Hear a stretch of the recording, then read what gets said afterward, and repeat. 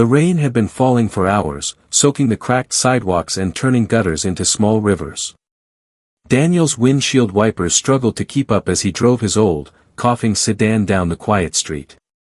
It was nearly 2 a.m., his double shift at the warehouse had left his back aching and his eyes heavy, but the thought of getting home to his sleeping son kept him focused.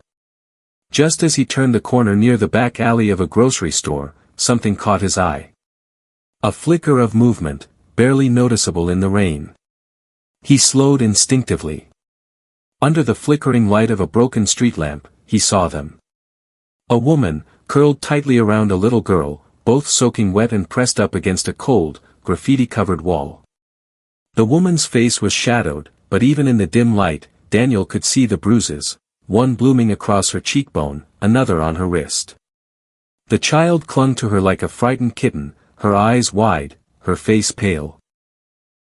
Daniel's hands tightened on the steering wheel. He knew that look. The desperation. The silent cry for help. He'd seen it in the mirror once, back when his wife left, and he was left raising a newborn alone. He pulled over slowly.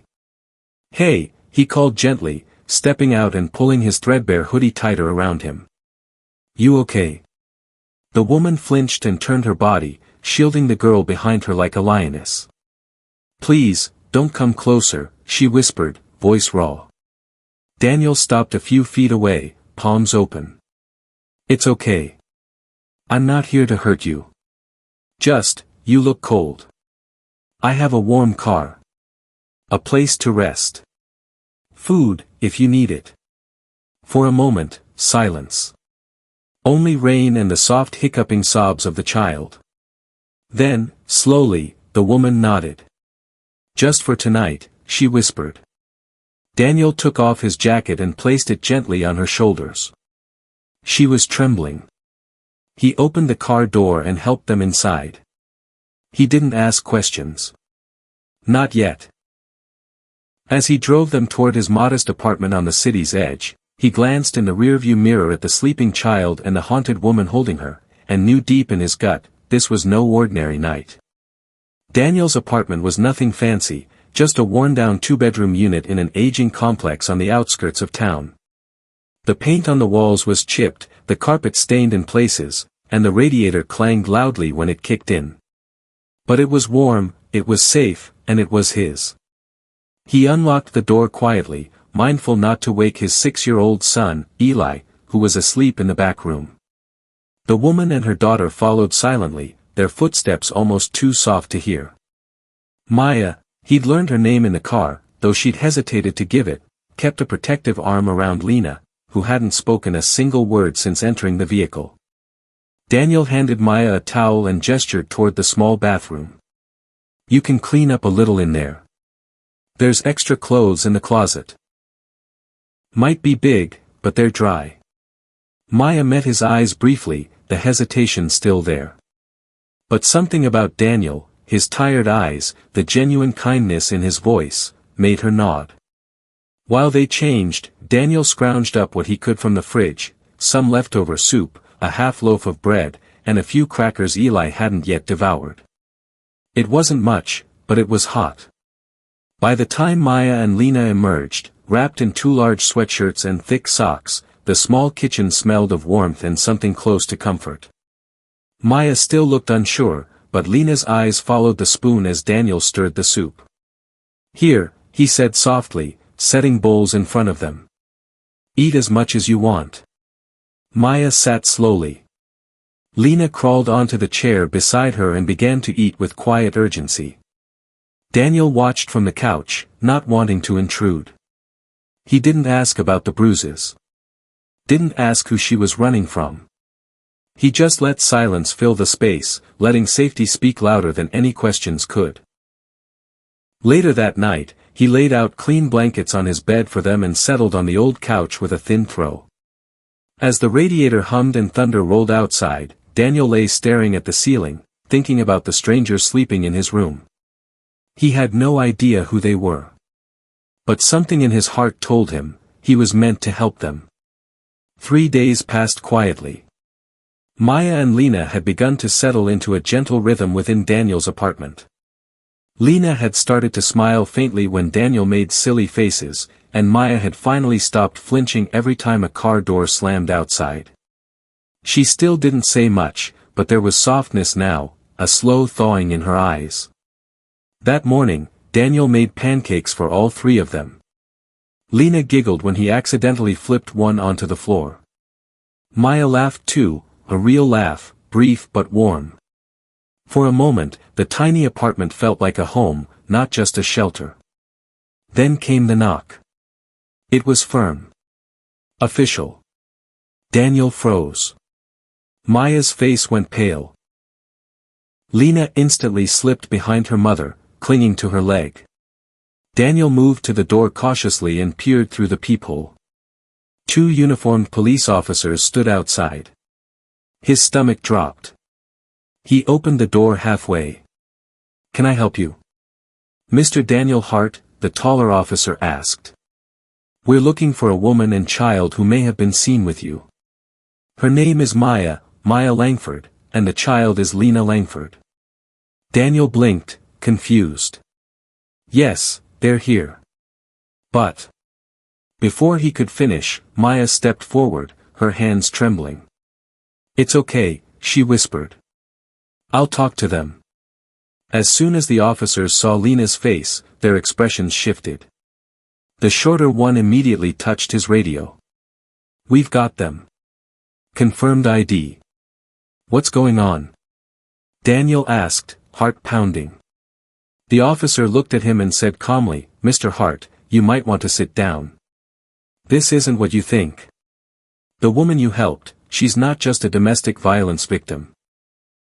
She's the wife of a very powerful man who's been lying to the entire country." Daniel sat at the edge of the couch, his hands clenched tightly together as the officer spoke. Maya was seated across from him, her face pale, eyes full of a pain she had tried so hard to hide. Lena sat close to her, gripping her mother's arm with silent fear. The taller officer, Sergeant Hale, began carefully. "Maya Langford has been listed as a missing person for over 3 weeks. Her husband, Charles Langford, the CEO of Langford Holdings, filed the report himself, claiming she and their daughter were kidnapped." Daniel's eyes widened. "CEO? Kidnapped?" He looked over at Maya, stunned. Maya took a shaky breath. "I wasn't kidnapped," she whispered. "I ran. I had to. He threatened to take Lena away from me.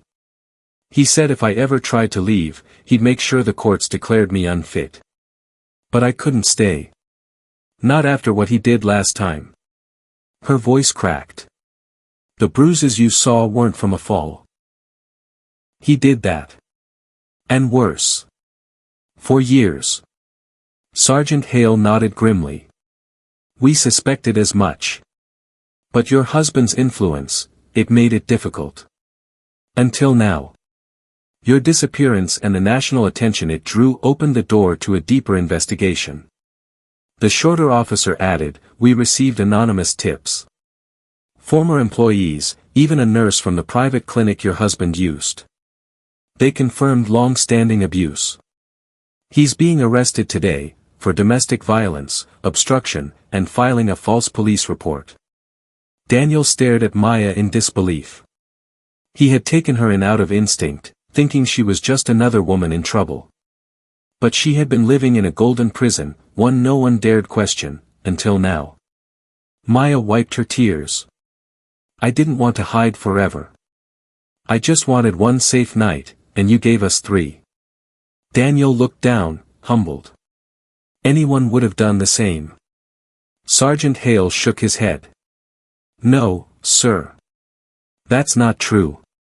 Most would have kept driving." As the officers left with a promise of protection for Maya and Lena, Daniel sat back in silence, the weight of what he'd just learned sinking in. He wasn't just helping a stranger. He'd helped save a life. The story exploded across the news within days. CEO's abused wife found safe after disappearance, hiding with a stranger who became a hero. Reporters gathered outside the courthouse as Charles Langford was led away in handcuffs. Charges stacked against him: abuse, coercion, falsifying reports, and misuse of power. Public sympathy quickly shifted from the wealthy executive to the quiet, tearful woman who finally stepped into the spotlight, Maya. She spoke softly during a televised interview, holding Lena's hand. "I didn't have a plan. I just knew I had to run. I didn't expect anyone to help, but Daniel did. Without asking who I was, without demanding anything. He gave us food, shelter, dignity." Daniel watched it from his couch, overwhelmed. He hadn't expected attention, certainly not praise. His own phone buzzed non-stop: journalists, job offers, even donations from strangers who had heard his story. But none of that mattered as much as the moment when Lena ran into his arms days later, smiling for the first time. Maya stood nearby, her eyes warm. "We're safe now, thanks to you." He looked down at the girl in his arms, then back at Maya. "You saved yourselves. I just opened a door." She smiled. Sometimes, that's all someone needs. The world called him a hero. But Daniel didn't feel like one. He was just a struggling single dad trying to do the right thing. And for once, doing the right thing had changed everything.